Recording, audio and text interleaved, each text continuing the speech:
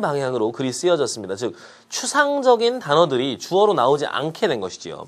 그리고 주어부는 아주 짤막한 하나의 한 어절 혹은 두 어절 정도의 길이를 갖게 되는 것입니다.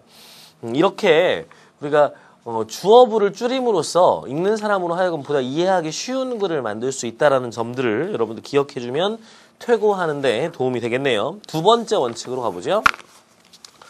두 번째 원칙은 서술어의 명사는 자제하라 라는 겁니다. 주어의 동작 행위를 서술어로 삼아라. 즉 우리가 글을 이것도 이제 계속 논술을 쓰면서 이제 새로운 개념들 또 새로운 언어들 나의 글에 활용하는 데 익숙해지다 보면 자꾸 그 명사의 동사화된 형태라든지 동사의 명사화된 형태로 뭐 끝에 이다를 붙이는 경우가 많이 생기게 됩니다.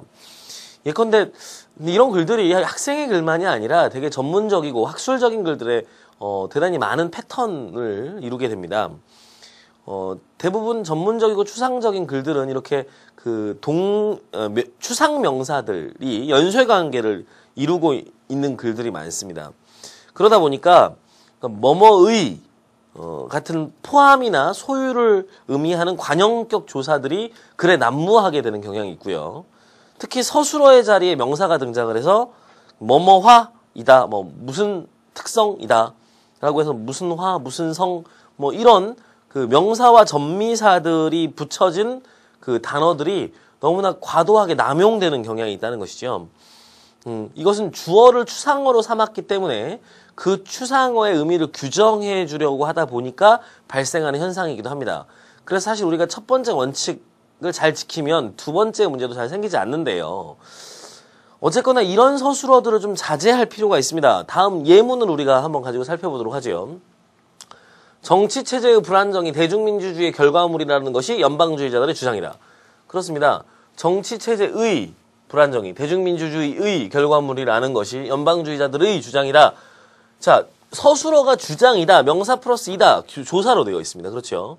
그러다 보니까 앞부분도 사실 이게 앞부분의 주어를 이렇게 삼았기 때문입니다. 그죠? 정치체제의 불안정이 대중민주주의의 결과물이라는 것이, 그래서 이런 식으로 주어를 삼게 되면 것이 이렇게 주어를 삼게 되면 그 앞에 것들을 설명해 줄 수 있는 뭔가 서술적인 의미라거나 혹은 규정해 줄 수 있는 의미의 명사적인 의미들이 필요해지기 때문에 이게 동사가 나올 자리여도 명사화시키게 되거나 아니면 그냥 명사로 서술어를 삼게 되거나 이런 경우들이 발생한다는 것이지요. 그러나 이 글은 사실 그렇게 잘 이해될 수 있는 구조의 글은 아닙니다. 이 글을 한번 우리가 고쳐보지요. 연방주의자들의 주장이라고 했기 때문에 연방주의자들이 주장했다라고 이야기를 하면 전체 글의 포맷이 나오게 될 겁니다. 고쳐보도록 하죠. 연방주의자들은 대중민주주의가 정치체제를 불안하게 한다고 주장한다. 훨씬 간명하지요. 그러니까 정치체제의 불안정이 뭐 이런 표현, 대중민주주의의 결과물이 굳이 사실 이렇게 명사화시키지 않아도 대중민주주의가 불안하게 한다. 정치체제를 이렇게 쓰면 충분히 얘기할 수 있는 것인데 이것을 자꾸 명사화된 말로 쓰면 이렇게 쓰게 되죠. 이게 얼핏 보기에는 현학적으로 보일지 모르지만 읽는 사람의 이해도를 계속해서 떨어뜨리게 되는 문장이기 때문에 결코 좋은 문장이라고 볼 수 없습니다. 그래서 여러분들이 글을 좀 이렇게 간명하게 만들 수 있는 방법은 서술어로 쓰는 겁니다. 명사화된 서술어를 쓰지 않는 것이 대단히 중요하다는 것이죠. 이렇게 해서 두 번째 원칙 살펴봤고요. 세 번째로 가보겠습니다. 자, 세 번째 원칙은요. 독자의 이해를 돕고 호응을 정확하게 맞추기 위해서는 관련성을 가진 문장 성분을 최대한 가까이 배치하라라는 겁니다. 그러니까 주어와 목적어는 서술어 근처에 가 있어야 됩니다. 왜냐하면 문장이 길어지게 되면 서술어의 주어가 어디 있는지 목적어가 어디 있는지를 찾느라고 많은 시간을 보내게 됩니다. 그래서 이걸 좀 붙여놔주면 읽는 사람이 한결 편하게 글을 이해할 수 있게 됩니다. 물론 이런 원칙은 사실 한국어에서보다는 영어로 글을 쓸 때 훨씬 더 중요한 원칙인데요. 한국어에서는 아무래도 주어가 먼저 나오는 것이 익숙하다 보니까 주어는 앞으로 나와도 크게 무리 없을 때가 많습니다. 하지만 한국어에서도 문장이 길어질 때는 주어와 서술어를 붙임으로써 도치적인 문장의 구조를 만들어주는 것이 훨씬 더 글의 이해를 돕는 방법이라고 할 수 있습니다.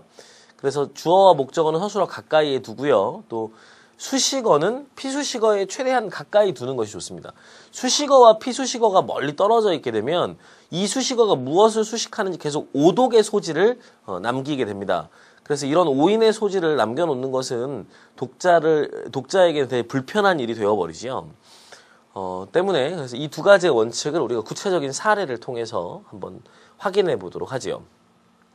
예, 먼저 주어와 목적어는 서술어 가까이 두지 않은 사례입니다. 보죠. 제도와 법규를 외국 투자자들이 믿고 활동할 수 있도록 정비하지 못한 사회 체제는 번영할 수 없다. 라고 되어 있죠. 이 경우에는 지금 목적어가요. 제도와 법규를 정비하지 못한 사회 체제는 이렇게 되는 겁니다. 그렇죠? 그러니까 이 제도와 법규를 정비하지 못한이라는 서술어에 걸려 있는데 이 둘 사이에 굉장히 많은 문장 성분들이 들어와 있음으로 인해서 제도와 법규를 뭐 어쩌자는 거야? 라고 하는 호흡의 단절이 일어나게 됩니다. 글을 읽을 때 호흡의 단절은 이해에 치명적인 영향을 주게 됩니다. 그래서 이 문장을 한번 고쳐보는 것도 가능하겠죠. 자, 이쪽도 보고 가도록 하죠. 예, 수식어는 피수식어 최대한 가까이. 학자들은 쉽게 일반인들과 소통하지 못한다. 되어 있습니다. 쉽게 소통하지 못하는 겁니다. 그렇죠. 사실 이 정도만 돼도 짧은 문장이어서 이해가 편한데요. 여러분들에게 짧은 문장으로 설명을 하는 건 너무 길면 복잡하니까. 학자들은 일반인들과 쉽게 소통하지 못한다가 훨씬 더 이해가 빠릅니다. 그렇죠.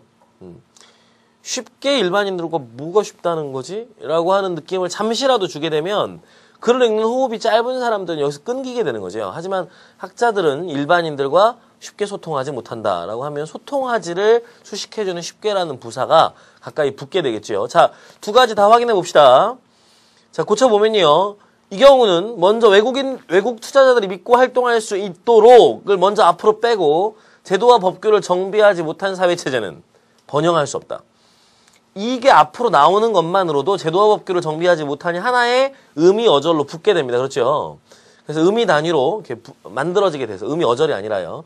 이 어절들을 붙이는 것만으로 의미 단위가 형성된다는 거죠. 여기도 보십시오. 학자들은 일반인들과 쉽게 소통하지 못한다. 붙여놓는 것만으로 하나의 의미 단위가 형성되어서 보다 더 쉬운 독해가 가능해집니다.